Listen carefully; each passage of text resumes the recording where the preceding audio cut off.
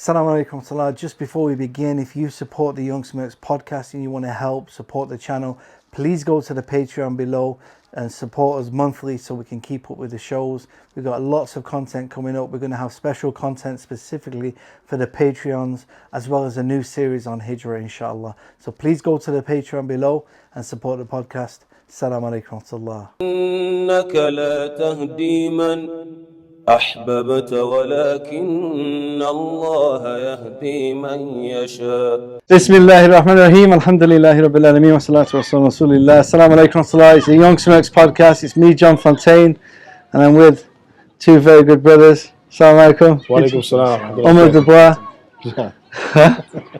and Rashid Yaqub. Rashid Yaqub, all the way in the Gambia. Alhamdulillah. And I first came to Gambia 17 years ago. You know, before I was a Muslim. It's kind of the place I kind of started looking into Islam. Gambia, Senegal, Sierra Leone. And so, what are you guys doing here? How did you end up in the Gambia? Because I know you're from the States and you're from... He came first, so Yeah? I should talk first. I think so. Yeah, he came first. So let me precede you. Please. Alhamdulillah, Bismillah, Alhamdulillah, Wassalatu wassalamu ala Rasulillah. I first came here about a little bit over 5 years now, Alhamdulillah. And after it was a period, after I left Egypt, I was looking for another place to go. And I remember Sheikh Zaid, his name came to me now, was telling me about some land that he had in Gambia. He was the first African American I had spoken to that actually had land in Gambia. I was like, you have land in Gambia? I said, it's interesting, you know? And I remember we were in rehab in Egypt. He was telling us about this. And that planted the first seed. Then I spoke to another brother regarding Gambia, and he was telling me that, and he was somebody I knew from Egypt. He was telling me that you would feel similar to the environment. It would feel similar to you, like the environment of Egypt. But you know, he was mentioning that it's a little bit more common. You know, the environment is a little more common, much more common. That was the second seed planted, and the last seed that was planted when I spoke to Uncle Abdurrahman. He was telling me a number of things regarding Gambia and the charity that he was running here at the time. I said, you know what, I'm coming there to visit. I ended up coming there to visit and ended up staying. I haven't been back to the U.S. since I've been here. Yeah, not one time even to visit. Maybe some people were saying, I should go there and visit. But alhamdulillah, my mom comes here all the time. MashaAllah. She's just going on her third time coming here. She likes it, this year. She loves Gambia. So that makes it a whole lot easier for me. I still have a lot of family that I would love to visit, and my dad is there. But Gambia is, mashallah, man. Gambia is a beautiful place. I remember actually, after I got off the plane, that same night, I got off the plane, I went in front of our school, our girls' Quran school, where Abdurrahman's place is, and I said, I'm at home. This is my home. MashaAllah. I remember saying, I said, I'm at home. That's Sakina. I felt I felt this was my home. Like I was returning back to a place that perhaps even my ancestors were. That's the immediate feeling. I felt a direct connection with Gambia. Alhamdulillah, being that as a Muslim country made it all the better to me. Alhamdulillah. SubhanAllah. Alhamdulillah. So that's the thing. I mean, we're all converts to Islam. That's right. Yeah, that's right. We accepted Islam at some point. And being from the West, we don't have an immediate back home. Yeah. People are like, I don't have a back home. My back home is England, right? Exactly. I don't have like a Muslim back home. Yes. But for you felt an actual connection. Immediate connection. SubhanAllah. Immediate connection. Allahu Akbar. Allahu Akbar. Yeah. Immediate connection with Gambia. It's just, I just felt at ease, man. I didn't feel that I have to be in a place where, and I mean, everybody, even one brother that just got here, he's only been here about a week. He came from a place close to Chicago. And he said immediately when he came here, that pressure of the environment, of that crime, of the violence, all of that was removed once he came here, and that, you know, you just feel at ease. Very man. safe. You know, very safe environment. You know, people have a lot of stereotypes when it comes to Africa. They think it's dangerous. They see these videos online, and It's true, yeah. and poverty and crime and you know, war and famine.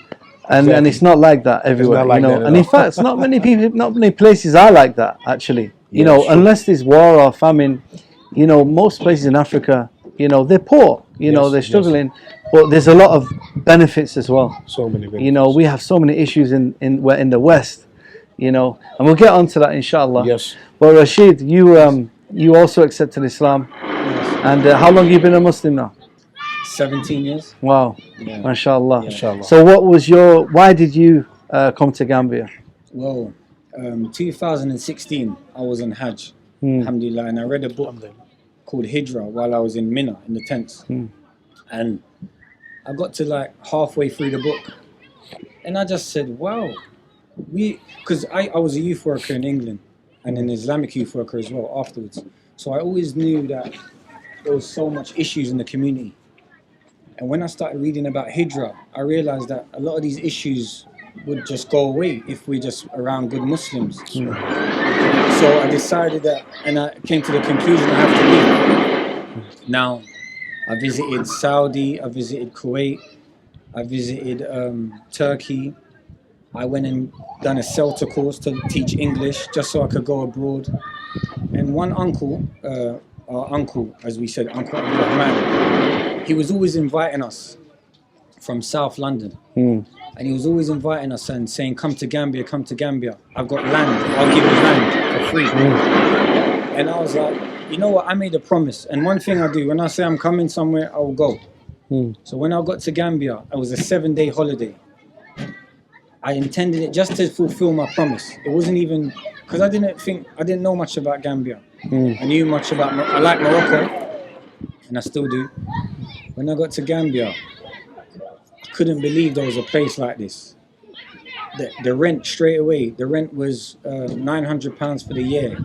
For the whole year? For the whole year. I said, this is my rent in England. For 1 month. Yeah, 1 month. so I ended up, did I pay? I can't remember if I paid the year straight away.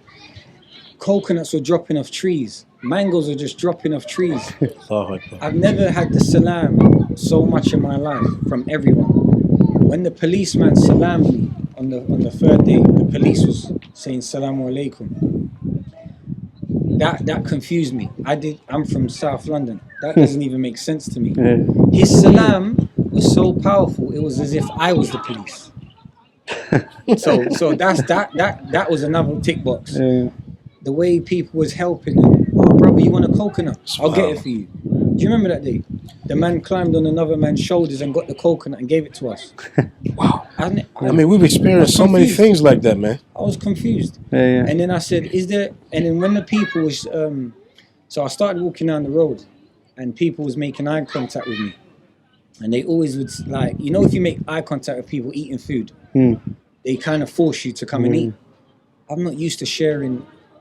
bowls. We used to our own plates in England, fork and spoon. And they forced me to come and eat, and I ate with them, and I saw how nice it felt. Yeah. Sorry to say. I became addicted to eating with the people, in the with same bowl, with the bowl, with the family. It's amazing. When I got back to England, I tried to implement that in my home, and we tried, and it was nice. We start eating on the floor and together as a family. And I just fell in love with the place, and I never knew you could be a Muslim and have an easy Islam. Yeah. So that's what convinced me. Came back after a month, tied up my loose ends in England, and kept coming back and forth. And now I'm trying to settle and build and mashallah. for the future. So you know, I'm getting a lot of requests for like to do videos about Hijrah. Because I've traveled a lot of the world, so people are interested. You know, what opportunities are out there. You know, I know you're both well traveled, mashallah. You've traveled to a few different places. Mashallah. So, but I want to speak specifically about Gambia. So, if someone was to move here, like what are they looking at really in terms of, you know, what opportunities for, like, how much does it cost to rent property? You know, what style of property is it? Is it big? Does it have a garden? You know, even buying property. Also, like education for children, learning Arabic, maybe learning Islam, studying Islam. You know, what does Gambia have to offer in this sense? You want that one or you? I'll deal with the rent and you deal with the education part. Yeah? So rent, the low end now, Yeah. it's gone a bit. It's raised the price since I last came, but the low end now is about £100 a month, and you have to pay at least 6 months. Yeah. So for the year, £1,200. High end, that's for a 2-bedroom apartment. Yeah. Unfurnished. And it's comfortable. It's comfortable, and it's as comfortable as you make it with your furniture. And then high end, maybe like 4-bedroom compound, your own villa, is what, 2,400 for the year. So double. Max you're paying is £2,500 for the year, isn't it? Yeah, you can. I mean, it depends on the area as well. Oh yeah. You can go a bit higher than that. Like one of the places Brother Abdullah had in the past. I mean, his had like this huge R. Kelly type of place, man. I mean, Basically, this place was like, Mansion. yeah, it was more like 4,000 for the whole year. But still, whatever you want is here. I mean, this Yes. place was huge, man. Yeah. I mean, it was a huge place. I mean, literally 3 or 4 families could have fit in that place. Yeah. Wow. And it was like $4,000 for the whole year, something around that amount. Yeah. You can, like Rashid mentioned, you can find what you're looking for. You know? You can find what you're looking for here, and it depends upon Whatever your budget status, is. whatever your budget is. Yeah. You should be able to find something for what you. How what your about budget is. utilities like bills, stuff like that? What we're looking at, you know, like for a month. So basically, me, Yeah. in my 2-bedroom apartment, I pay £5 for the whole month, and we don't use the fridge much in my house. But when I had a brother staying with me, brothers always come and stay in my house. So one brother, he always needs the fridge. So recently, he's kept putting on the fridge. It went to £10 a month. So yeah, fridge, For your electric? air condition, takes a lot of electricity. Because we out takeaway every day, and you know, you get cold drinks at the shop downstairs because there's shops connected to your compounds. But around £5 to £10 a month. Yes. Wi-Fi is expensive, isn't it? Yeah. Wi-Fi is expensive. Serious. Yeah. And what's the connection like? Because a lot of people now who are considering a Hijrah, Wi-Fi is actually a big deal. Yeah. You know, Yeah, I mean, you need a internet- good connection, need a solid connection. Because I deal with internet a lot here. And internet is, I would say, internet is expensive, and depending on like what Rashid is saying, depending on how you use your electric can get expensive as well, depending on how you use it. Like if you're using especially during the rainy season when it's a lot hotter. If you're using a lot of ACs, then it's going to be a bit more expensive, maybe like £40 a month. You understand? You can have some, you know, you can be able to run your ACs and stuff like that, or a little bit more, depending on how many children you have, rooms, etc. But the internet, like NetPage, for example, NetPage, I would say but it seems like the packages I researched, especially more recently, seem like they're the least expensive. Because I remember I was paying like $4,000 a month, dollars, which is around $80, $70, $80, about £70 a month, and that was for 20 megabytes speed. Oh wow. 20 megabyte speed, which How is many very gigs? good for Gambia. Yeah, and how many gigs? Very good. Is that unlimited or? It's unlimited, yeah. Okay. Unlimited. Yeah. So you can get, and they had speeds up to 100 megabytes. If you have money, you can get those strong speeds. Yeah. If you have the money, you can get it. But the internet is a little bit more expensive compared to America or UK. I've noticed that. That's one thing. So of course, out most of many people, things, you know, who are thinking of considering Hijrah, you know, they have concern about their Islam, their own Islam, also their children's upbringing. So, Islamically, what does Gambia have to offer? You know, is there like institutes where we can learn Arabic, learn Quran, learn, you know, things like that? One thing was beautiful about Gambia, we can say alhamdulillah for that. There's madrasas everywhere, where people are becoming more conscious of the religion of Islam every day here, even though it's predominantly 95%. However, you find, you know, some people not really knowing their religion. But there are so many madrasas here popping up every day, and madrasas that have been around for a long time that go up to the high school level, and then you have the Islamic University here, which Sheikh Abdul Razak Ibn Wahsan, he's one of the people that, from my understanding, that helped open the Jamia here, Jamia Al Hassan here in the Gambia, which is amazing. And then you have a Jamia here that is only for women, for example, where you have many shiukh there that have graduates from Medina, Ibn Saud, different places from around the Muslim world. So Sudan, is it possible for foreigners like us to join that? Yeah. You know, the thing is for these two jamias, for especially the new fees, it's a bit expensive for the average Gambian. But compared to what we're used to spending in the West, it's like $500 for the whole year. $500 for the whole year, man, for a jamia. So that's good. That's very inexpensive. You can't find that anywhere. So from that perspective, it's very inexpensive. And even the Islamic madrasas that go up to the age of high school is very inexpensive. And many of them, they're teaching in all Arabic. So many of the students here, which is shocking, one brother mentioned the same thing that he mentioned to me, that he's able to practice his Arabic here more than he was able to practice it in some Arab countries. Wow. You understand? Yeah. So you have the ability to do that. Alhamdulillah. And generally the people on the street, they speak in English, right? You don't have a problem communicating with generally, locals. I would say, man, 85% people, you can communicate very easily with them in English. And for people that are that are really practicing their deen here, their religion, and if they went to the madrasa, you will find that many of them speak Arabic fluently, especially the males. They speak Arabic fluently, and you'll be able to speak with them in Arabic if you know Arabic as well. So if you know English, Arabic, because some of them can't speak English. And that's why I mentioned that.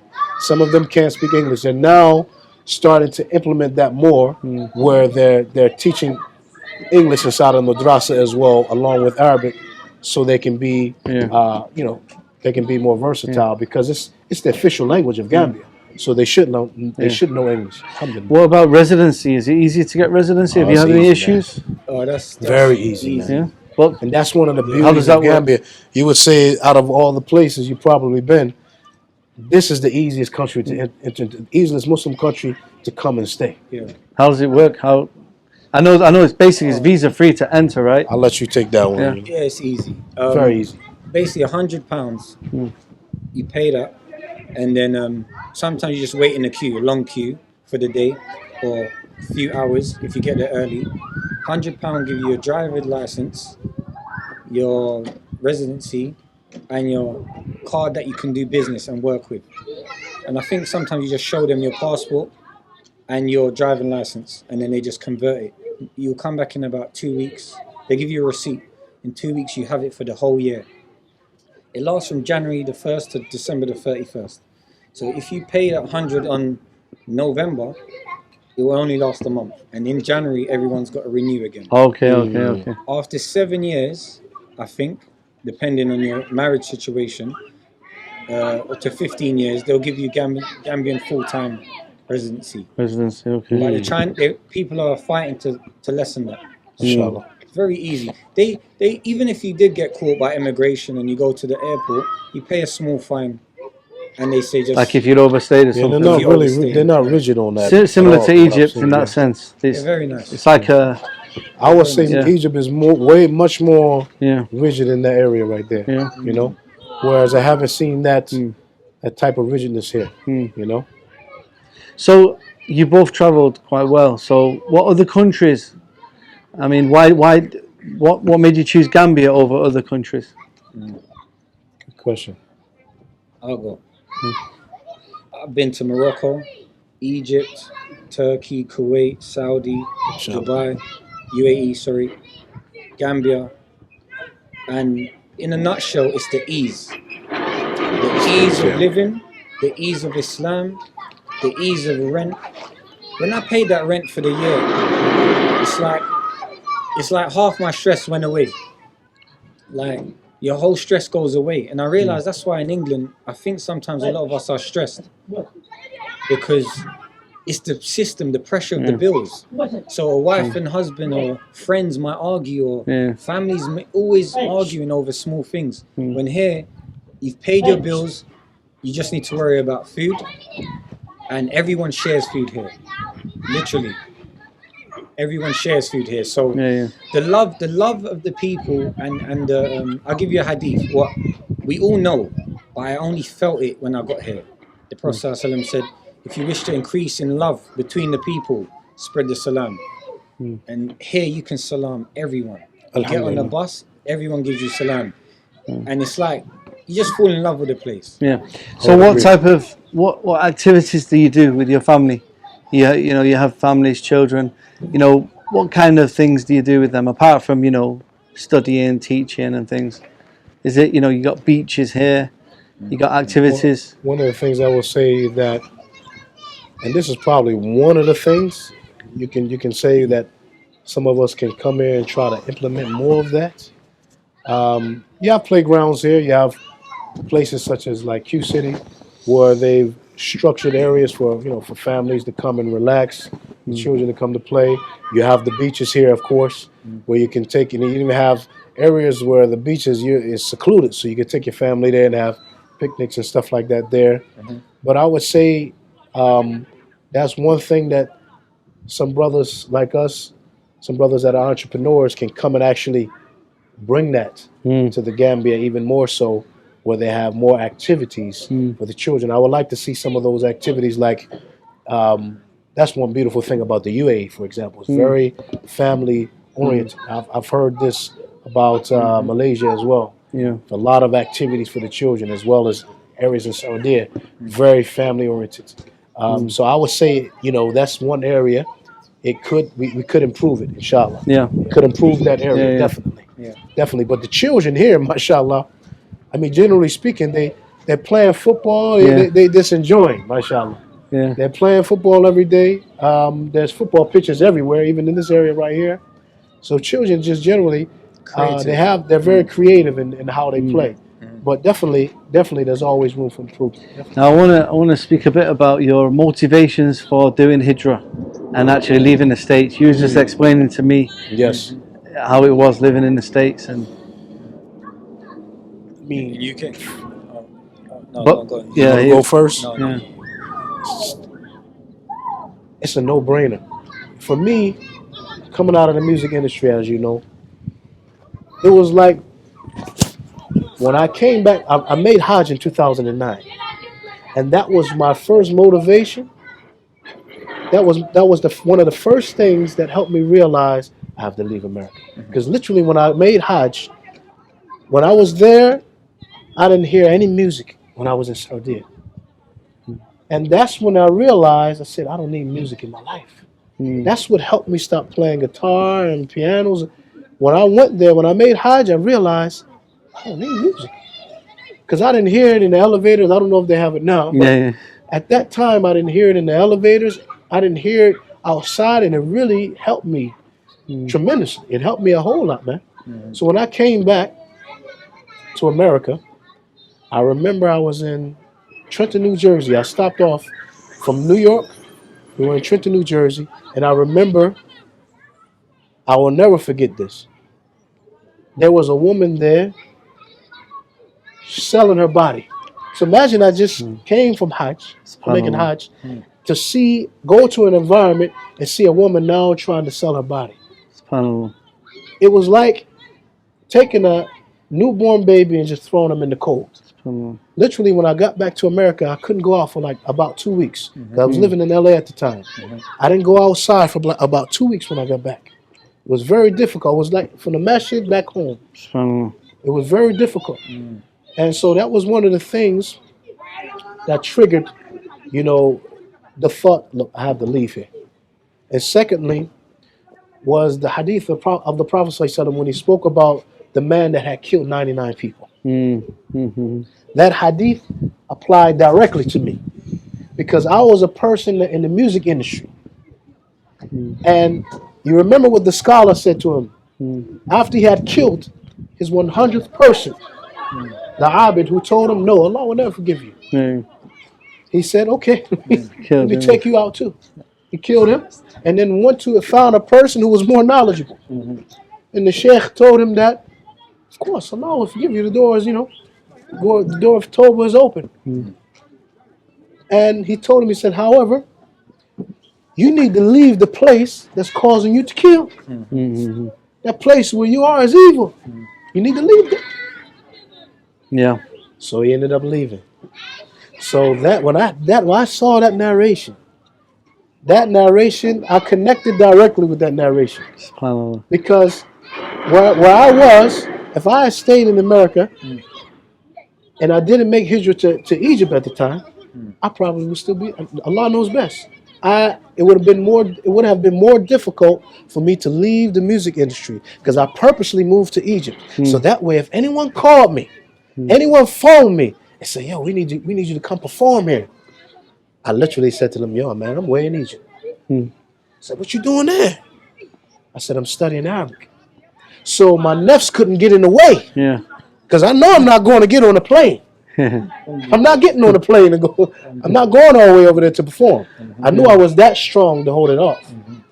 So alhamdulillah, it made it a whole lot easier for me. Allah. It made it a whole lot more easier for me. Being in Egypt, I've told multiple people called me. I was like, nah, I'm in Egypt, man. I know He was you. like, you in Egypt? What you doing there? Yeah. SubhanAllah. How about you, Rashid? There was so many factors, but similar. Yeah. And it was first when I went holiday. First I went Umrah. Then when I came back from Umrah, I felt like Umrah, like sad. I missed the adhan.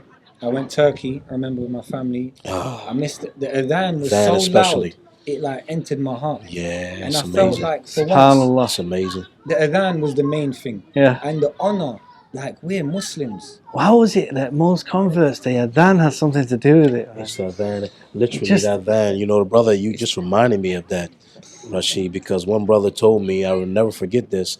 He said, it's not going to hit you where you are. When you go there, you're not going to realize where you are. It's not going to hit you until you hear the adhan. And I heard the adhan out loud. It felt like the world was spinning around me. Yeah. And I just saw shops closing around me. Right in Mecca. Saw the shops closing. I'm like, what's going on here? That got me. I was a non-Muslim. It was I was a non-Muslim when I heard the adhan. Wow. I was in Senegal. Amazing. And I was like, what is that? It was like, that's amazing. So for you, the adhan. And when you translate the adhan properly and realize what it means, it's just the meaning in itself is just honor. And I felt so proud to be a Muslim and happy. And then when I came back to England, no adhan, I started inquiring, why don't we have adhan? Little things like that. And I realized we're not allowed to do that in England, or noise pollution, whatever law there is. And I realized that I just feel happier with the Muslims.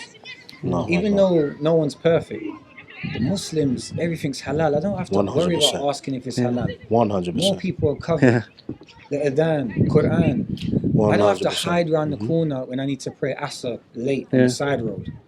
I can just pray it right now, and people will join me.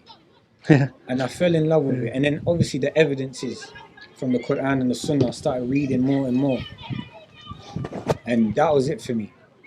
Sometimes when you and I would be in the car, also when Rashid would be discussing, like, we can list 20, 30 benefits of being in a Muslim country, man. Just off of the top of our minds. Just being able to be in a place like this and give salams. Just being able to give everybody salams, man. In America, having that fear, number one, being black, and then you're Muslim, that's a double fear. My teacher, one of my teachers, he said to me, look, and he wasn't even a Muslim. He said, you're black? He said, now you're Muslim. And I was traveling, I remember I was traveling from LA to Atlanta in a car, by car. He said, you need to be careful. He said, you're black and you're Muslim. These type of things stick in your mind. Now I'm black and I'm Muslim in Gambia. But that fear is not here. Yeah. Wow. I don't even have to think about that. Yeah, it's I don't have to worry about somebody pulling me over because of the way I look, because of the way that Allah created me. Wow. You understand? Think about how sick that is. SubhanAllah. Nobody has a choice to look the way you look. And How for do somebody the to pull locals- you over for that, I didn't choose to look like this. How do the locals treat you as a foreigner? Because obviously they know you're not like, well, you was not raised here. Right. So how are they with you? I mean, it's, one thing I can say about Gambia. Gambians are very, very open to people. They're very welcoming. Yeah. So no matter where you're from, because there's loads of people here that are second generation, third generation Muslims, third generation that are not originally from Gambia. They may be from Lebanon, maybe from India, Pakistan. They're like second, third generations here. So they're very welcoming here. People from Guinea are here. Of course, that's still in West Africa, so they can relate a little bit more. But Even non-Muslims, Chinese even here? non-Muslims like it here. You see so some many white non-Muslims, people man. here and So Lebanese. many, yes. They love So it, yeah. many, man. When you come off the plane and the plane's full, the moment we land, everyone's laughing and giggling and smiling, and it's that feeling that I'm back in Gambia. It's amazing. You can't even explain Gambia. It's like Umar and Hajj. Not that level, but you can't explain how good it is until you get it. Most people like it here, but it's the love, the love of the people. They're too nice. So we've spoke about all the good things. Tell us some of the downfalls, some things you miss, some things that you think, this needs sorting out, or this could. Like one things I mentioned to you, the family things regarding the children, the areas to play. I think this is definitely one of the areas that can be improved. Activities. You mean? Activities. There's a number of things we speak about all the time, but I see there's those things that they're not necessarily needs. It's something that would benefit the environment more, or benefit the people even more so. And I feel like Allah has brought the people here to just come and implement those things, man. Because once upon a time, even like places in the UK and America, those things didn't exist. Yeah. So somebody has to come along and bring things. Likewise, you see certain things that take place in the environment here is not perfect. What we see here is like, what you say is like petty theft. What we would consider petty theft is nothing like, even when you walk in the police station here, man, it's like, I hear people's slippers like sliding, which makes me feel like they're just so relaxed. When you go in a police station in America or UK, the people are very they're tense. Unless you would have to go somewhere like in the South to find police officers like that, where they relax, they don't have nothing to do. They're bored. This is where that whole concept of police eating donuts and stuff like that, they're bored. But police officers in the city, they're on guard. They're on the phones and they're going crazy inside of the police station. So do you think this is your final destination for Hijrah, or do you always have, is there anywhere better? Are you still looking to see what's available around the world, or do you think, what, I found my place where I think this is where I want to raise my family? Like, I think this is final destination. What do you think? I know it's a big question. Yeah? No, that's a good question. It's a good question. The thing with me, it could be a bad thing because not everyone's different. I just love all the Muslim lands. I really do. Same, man. I think me and you are very similar in that. I love Saudi. Yeah. I love Kuwait, but I love Gambia. Yeah. And I love Morocco. And I always tell brothers, when you make Hijrah, don't fix yourself too much. Don't try to perfect your Hijrah. There's no perfect Hijrah. Come Gambia, come Morocco, come Egypt. If you don't find it doesn't suit you, or something bad happens there and you need to leave, no problem. Move to the next country down. There's Tanzania now. There's other places. Many places. Ethiopia. Many places. Yeah. There's regions in countries like North Nigeria, North Ghana. So Gambia is one of my bases for sure, and I believe it's one of my main bases. I would like to have something in Morocco, because Morocco is in my heart as well. They're my two places. I just love Muslim Africa, to be honest with you. Yeah. I'm a bit very similar to Rashid, in that regard. I literally plan to have Gambia as my base foundation. Because see, with Gambia, unlike many other places, you can have your own land here. You can have hectares of land. There's certain laws related to it, but if you're married to Gambian, then you don't have to worry about that. But even some of those laws, I don't see them being implemented. You know, Allah knows best. But you can have your own land here. That's for sure. Yeah. That's no doubt So you about got a that. base. You have your own land. You have your base. You know, so this is the hub. This is the base. And then from there, I wanted to be able to. I love to be in. My heart is connected to multiple Muslim countries. I love the UAE. I love Medina. Since I've been in Medina, that's where my heart is in Medina. Yeah. You understand? My heart is in Medina. You know, the Khalij is good, but like you say, it's not. It's difficult to own property, It's to get difficult to own residency, unless you've got a job there. And as soon as you get to a certain age, they stop giving you a visa. It's never like home. Solid. You know, Some of those places, those places, you gotta have dough. Yeah. You gotta have money, and if you have the ability, then you know that money gives you options to be able to be in places like Malaysia. Malaysia is another beautiful place I've always wanted to visit since Egypt, actually. So, but Gambia is definitely my base. Yeah. I was just talking about that, you know, because I've been to Malaysia, Indonesia, and currently living in Turkey. Yes. But you know, Turkey, I want to visit Turkey. Yeah, Turkey's great. You know, I like East Africa. You know, like Kenya, Uganda, but it's a bit expensive. You know, so everything has its pros and cons. And every place. Like you said, you know, it's not the end of the world. You might come to a place, it might just not suit you. It's not for everyone. You know, you know, everyone has their own style. So, and I don't have this utopia mindset. I don't have a mind. I don't have this mindset of thinking I'm going to have to go somewhere and it's absolutely perfect, because I'm not expecting that. For me, that perfection is only in Jannah. Yeah. You understand? One of the questions that just to finish off with this one is a lot of people ask, like, is the opportunities to actually do business and earn money from the country itself? Because some countries you need to kind of have an income from outside. Right. It's different, you know, like Turkey, for instance. A lot of people from the West who live there, they're working online. It's difficult for them to earn a decent wage in Turkey. Yeah. You know, for the level that we live as Westerners, we need. You know, I mean, a lot of people can't go and earn £100 or £200 a month and live off that. It's difficult as a Westerner. Yes.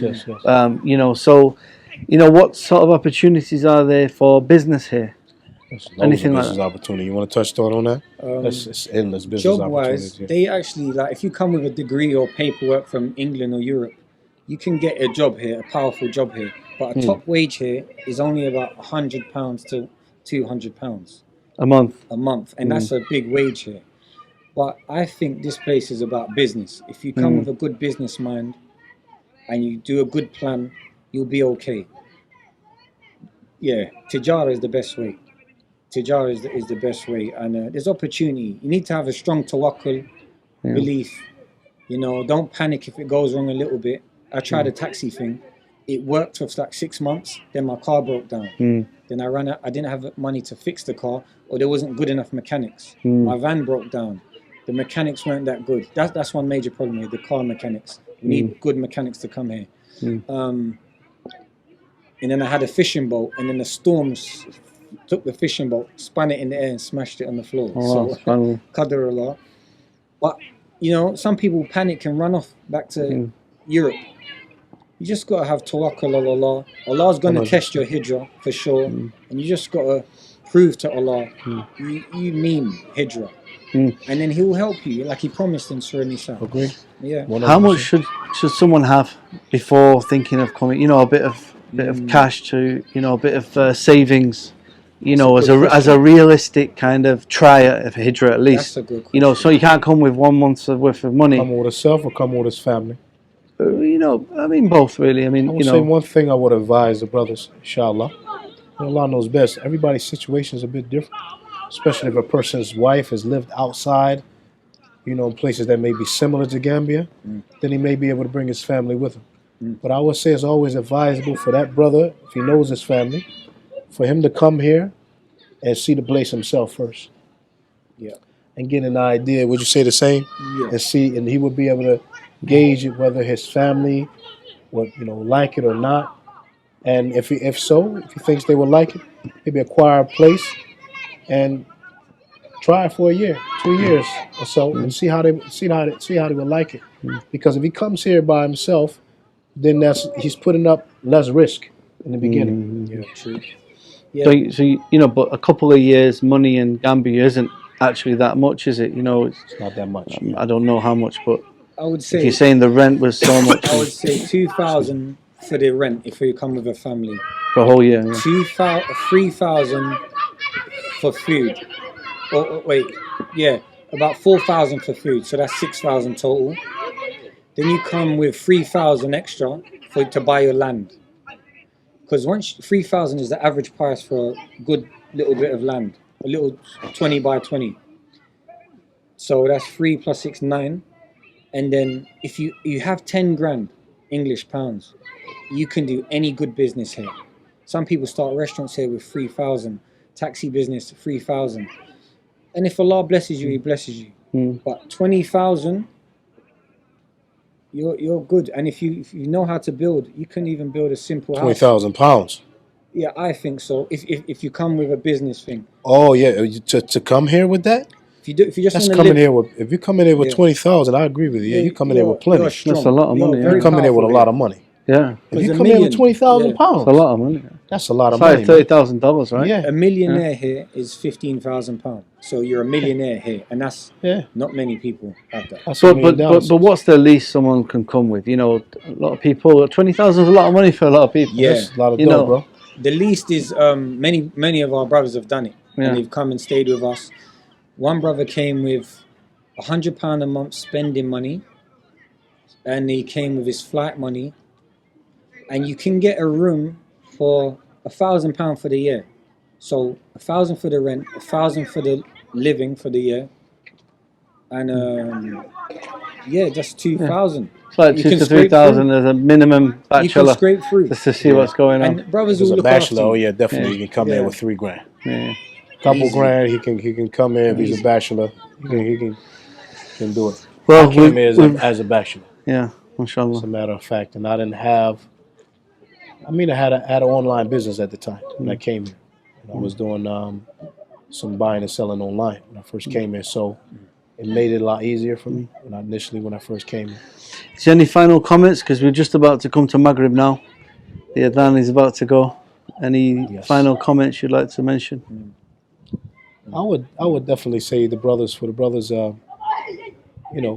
make dua and ask Allah subhanahu wa ta'ala to open their hearts to the place that's best for them, and go out and search. It may not be Gambia. Yeah. It may not be Malaysia. It may not be UAE. Who knows? It could be Smirks. Yeah. I would say, brothers, don't be scared. Try it. Allah loves the trial. The Prophet ﷺ said in a hadith, whoever takes one step towards Allah, Allah takes 2 steps towards him. At least you want to go on Judgment Day and say, Allah, look, I tried to live with the believers. I've done 5 years here. I've done 3 years in Saudi and they kicked me out. I've done 2 years in Gambia and then I got ill. I've done 1 year in Morocco and they kicked me out. But you just try to be with the believers. It will make your Islam easier. 100%. And you have less sins and more good deeds, for sure. Agreed. SubhanAllah. Jazakallah khair. Some nice insight there into Gambia. I'm gonna also planning on doing a Hijrah series as well. Okay. Just kind of giving people an overall, view of Gambia. I'm going to be using this, what you told me about rent and stuff like that to kind of inform the people about what Gambia has to offer. So may Allah reward you and accept it. Ameen. And inshallah, we'll see you soon. Jazakallah khair. Assalamu alaikum. إنك لا تهدي من أحببت ولكن الله يهدي من يشاء